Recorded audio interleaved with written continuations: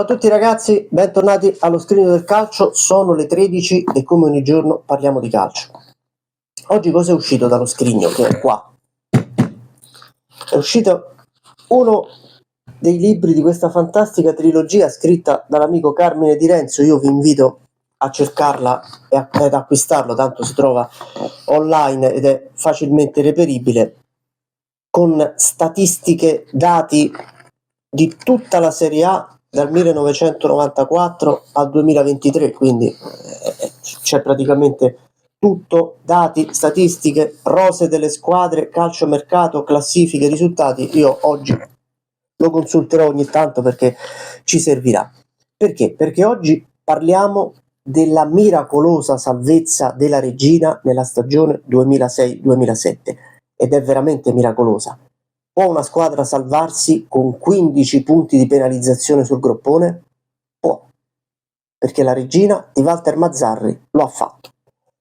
Molti parlano male di Mazzarri negli ultimi anni. Io vi posso dire che al di là dell'esperienza con l'Inter, al di là di questi ultimi anni, Walter Mazzarri è stato un allenatore, sì, non spettacolare, ma concreto ed efficace. Quello che ha fatto a Livorno, quello che ha fatto, come vedremo, alla Reggina, quello che ha fatto alla Sampdoria e quello che ha fatto al Napoli inizialmente, in pochi sono riusciti a conseguire tali risultati. L'estate del 2006 noi la conosciamo tutti in Italia, sappiamo che cosa è successo, in bene con la vittoria dei mondiali della nazionale e in male con lo scandalo di Calciopoli, che coinvolge tantissime società, tante vengono penalizzate. La Juventus va in Serie B, il Milan, la Lazio, la Fiorentina e la Reggina vengono fortemente penalizzate in Serie A. La Reggina è penalizzata di 15 punti. Recuperare 15 punti nonostante i 3 a vittoria è complicatissimo. Lo sa la società, lo sanno i tifosi, lo sa Mazzarri stesso e lo sanno anche i calciatori. Fare campagna acquisti, fare calciomercato nell'estate del 2006 per la Reggina è complicatissimo, perché tanti giocatori che vengono avvicinati dai dirigenti calabresi declinano, rifiutano le offerte, perché non se la sentono di andare a giocare per una squadra che al 90% finirà in Serie B, perché recuperare 15 punti vuol dire vincere 5 partite e andare a zero. Non è semplice. L'unico che sembra crederci veramente è proprio l'allenatore. Mazzarri fa un discorso all'inizio del ritiro che ricorda molto il discorso che fece Eugenio Fascetti in Serie B quando la Lazio partì con 9 punti di penalizzazione e con 2 punti a vittoria, più o meno. Chi vuole resti, chi non vuole, quella lì è la porta, può andare via. Chi resta però ci deve credere quanto ci credo io, perché la salvezza è difficile, lo sappiamo, ma è possibile, ci dobbiamo credere. La Reggina impronta tutto sull'aggressività e sull'esplosività fisica. Perché? Perché Mazzarri parla con i preparatori e dice: dobbiamo partire forte, noi abbiamo una possibilità di salvarci che è recuperare la penalizzazione il prima possibile. Se poi in primavera crolleremo o faticheremo, pazienza, noi dobbiamo arrivare a giocarci, dobbiamo arrivare a raggiungere le altre il prima possibile. È come chi in un Gran Premio di Formula 1 di motociclismo parte dalla pit lane, dal box. L'unica cosa che può fare è partire con un assetto che gli faccia recuperare più posizioni possibili il prima possibile. Però questo sembra non avvenire. Perché? Perché la Reggina alla prima giornata, e adesso lo leggiamo, il 10 settembre del 2006 perde 4-3 a Palermo. Gioca anche bene e scopre il suo nuovo bomber, che è Rolando Bianchi, che fa 3 gol. Rolando Bianchi è in realtà già nella rosa della Reggina dall'anno prima, ma è un giocatore abbastanza giovane perché ha 23 anni, che non ha mai segnato però in carriera. È un prodotto del vivaio dell'Atalanta, ma finora ha segnato pochissimo. All'Atalanta stessa, al Cagliari, alla Reggina. L'anno precedente ha fatto un gol in Calabria con la Reggina. E fa coppia con Nicola Amoruso, che invece di gol anche l'anno prima ne ha fatti abbastanza ed ha molta esperienza. Alla seconda giornata la Reggina batte il Cagliari 2-1 ed è forse la prima fotografia della rimonta della Reggina, perché la Reggina va in vantaggio, subisce sul rigore il pareggio e segnerà proprio con Bianchi nei minuti di recupero. Quei primi punti galvanizzano anche i tifosi che comunque non abbandonano la squadra e che seguono con il Granillo, lo stadio Granillo pieno, tutte le domeniche la squadra. Il problema è che inizialmente la squadra Amaranto fa fatica, vince una partita, poi ne perde qualcuna, poi pareggia. Azzerare la penalizzazione si sta rivelando più complicato del previsto. Però Mazzarri fa il diavolo a 4 in panchina, si dimena, nasce il suo famosissimo gesto dell'orologio, si lamenta, si prende lui tutte le critiche e tutte le responsabilità, anche al punto di diventare ridicolo nelle conferenze stampa e nelle interviste, perché lui prova a creare attorno alla Regina una sorta di nemico immaginario che possa portare la squadra a reagire. Qualche volta viene quasi considerato un terrapiattista, vede dei fantasmi che in realtà non esistono, se la prende con tutti, ma raggiunge il suo scopo. La Regina azzera la penalizzazione il 12 novembre del 2006 vincendo 1-0 a Siena con gol di Rolando Bianchi.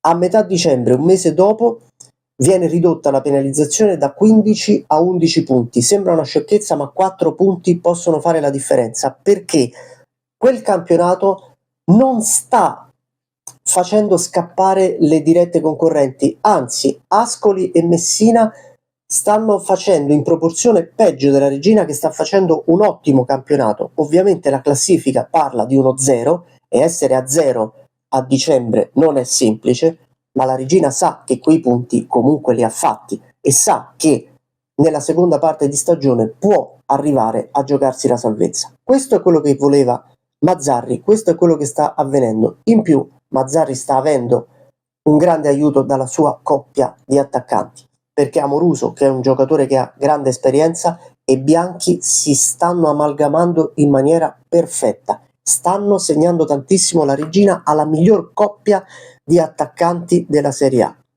Pensate che alla fine del girone d'andata la Regina ha guadagnato 12 punti, che in realtà però sul campo sono 23, quindi sono tanti, ed ha nella sua coppia di attaccanti 17 gol, 7 realizzati da Amoruso e 10 da Rolando Bianchi. Sono tantissimi.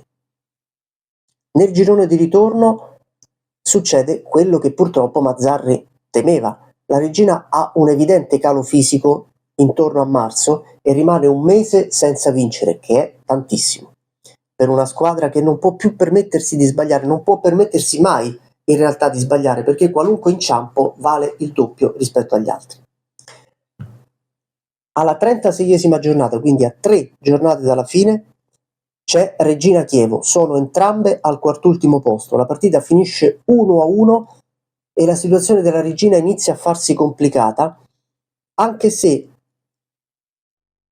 Mazzarri punta l'obiettivo su una partita che si giocherà all'ultima giornata, che lui ritiene decisiva e che sarà decisiva: Catania-Chievo. Lui sa che se si incastrano determinati risultati, quella partita lì può portare le altre a salvarsi e può condannare una delle due, o forse entrambe, alla retrocessione. Anzi, una delle due, perché in realtà Messina e Ascoli sono praticamente retrocesse. Alla 37esima giornata si gioca la partita più incredibile della stagione dei calabresi, Empoli-Regina. L'Empoli è clamorosamente in lotta per un posto in Coppa UEFA e chiude il primo tempo sul 3-0. Mazzarri per la prima volta in stagione si arrabbia con i suoi e gli dice: noi siamo arrivati fino a qui con determinate caratteristiche, lottando e combattendo. Oggi non lo stiamo facendo, facciamolo anche oggi. Mancano 2 passi. Questa partita è l'ultima, proviamoci. E la Regina rimonta da 0-3 a 3-3. Sarà un punto decisivo per la salvezza, perché si sta verificando ciò che Mazzarri aveva predetto, ovvero Catania-Chievo è una partita decisiva. Perché? Perché alla vigilia della 38esima giornata la classifica vede il Chievo a 39, il Catania a 38, la Reggina e il Siena a 37. Sembrano condannate Reggina e Siena, ma il calendario sembra darle una mano, perché Catania-Chievo è uno scontro diretto in cui non si possono fare né calcoli né previsioni. La Reggina ospita il Milan, che ha appena vinto la Coppa dei Campioni ad Atene contro il Liverpool e quindi arriva in una condizione mentale talmente libera che la Reggina ha fiducia di poter vincere.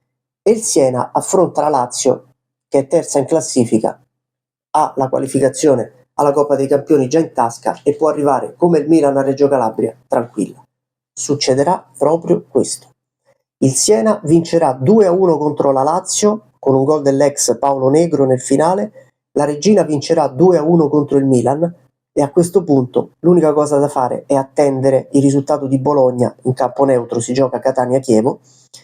Il Catania vince 2-0 e condanna il Chievo alla Serie B. Infatti la classifica finale, io leggo da qui, dice Catania 41, Reggina e Siena 40, insieme a Cagliari e Torino, Chievo 39, Ascoli 27, Messina 26. La Reggina è riuscita a salvarsi con 15 punti, poi ridotti a 11, di penalizzazione.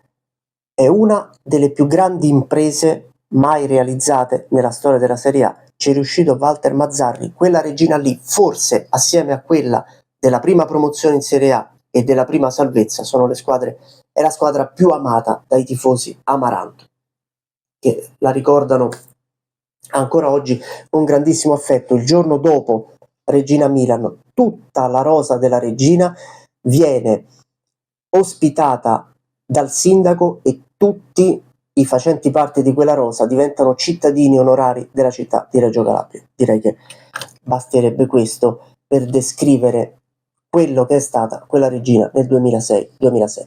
Noi per oggi abbiamo finito, iscrivetevi al canale, lasciate un like, lasciate commenti, continuate a seguirci e alla prossima.